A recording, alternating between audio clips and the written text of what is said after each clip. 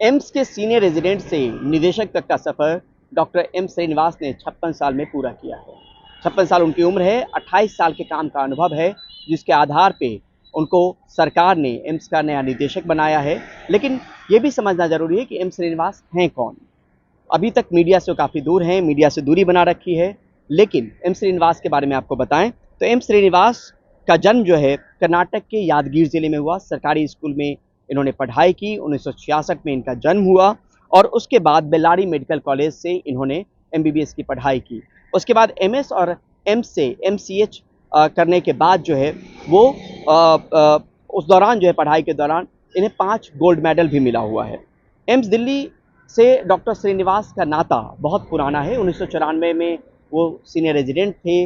उसके बाद 1999 में असिस्टेंट प्रोफेसर बने, 2003 में एसोसिएट प्रोफेसर, 2007 में एडिशनल प्रोफेसर और 2011 में प्रोफेसर बनाए गए।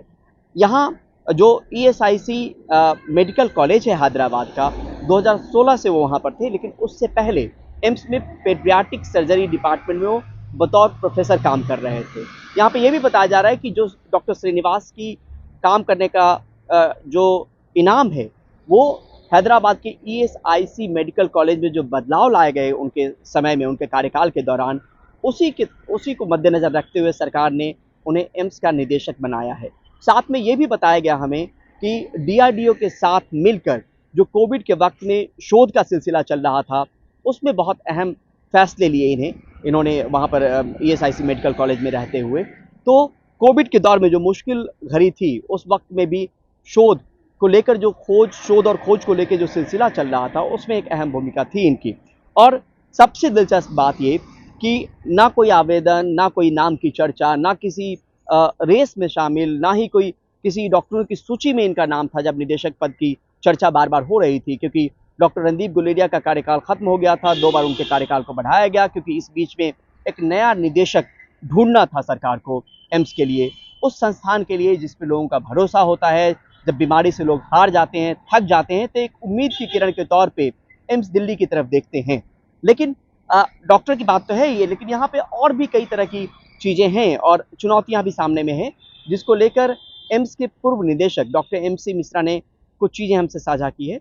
एमसी मिश्रा उस वक्त निदेशक थे जब डॉक्टर एम श्रीनिवास यहाँ पे पेडियाट्रिक सर्जरी विभाग में प्रोफेसर होते थे। किस तरह की चुनौतियाँ हैं वो भी आप सुनिए, वो भी समझिए, और क्योंकि ये चुनौतियाँ भी सामने में आएंगी डॉक्टर श्रीनिवास की, और उसे दूर करने की चुनौतियाँ भी होंगी, क्योंकि पद बहुत अहम है।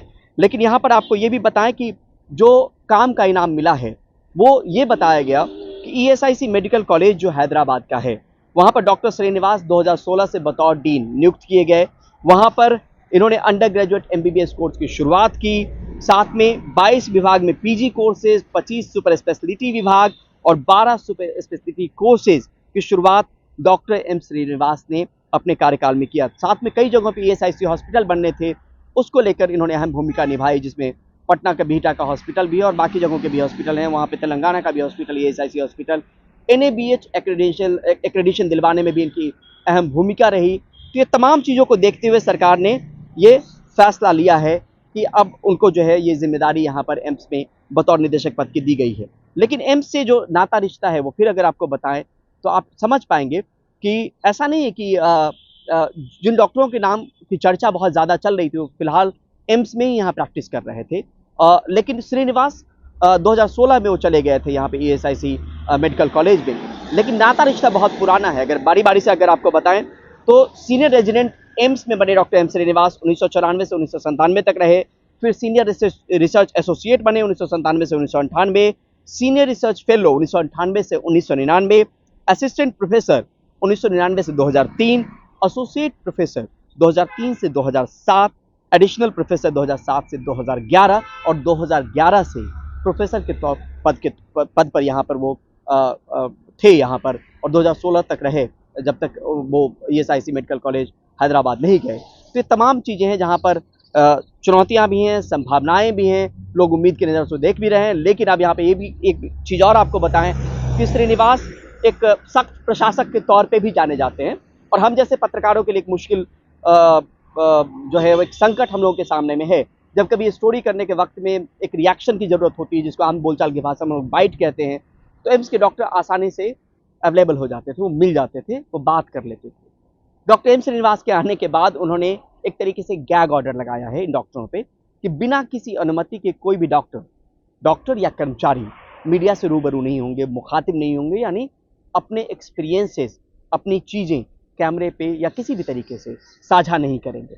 अब तक ये पाबंदी नहीं थी, लेकिन श्रीनिवास ने ये पाबंदी फिलहाल कार्यकाल जैसे ही उन्होंने ज्वाइन किया, ये पाबंदी भी लगाई है। यानी कोई भी डॉक्टर सीधे तौर पे अब मीडिया से बात नहीं कर सकता जब तक वो अनुमति ना ले ले। तो ये तमाम चीज़ें कोई दिक्कत नहीं है, लेकिन उनको लग रहा होगा क्योंकि नए बदलाव की कोशिश को लेकर ये एक पहल की गई है। तो आने वाले वक्त में देखना होगा कि जिस तरीके से एक नए नेतृत्व की जो चुनौती थी या संकट था, वो नेतृत्व तो मिल गया है। अब नई नीतियों के दम पे डॉक्टर श्रीनिवास कैसे एम्स को नई ऊंचाइयों पर ले जाते हैं। नई दिल्ली से कैमरा पर्सन सचिन के साथ परिमल कुमार, एनडीटीवी इंडिया।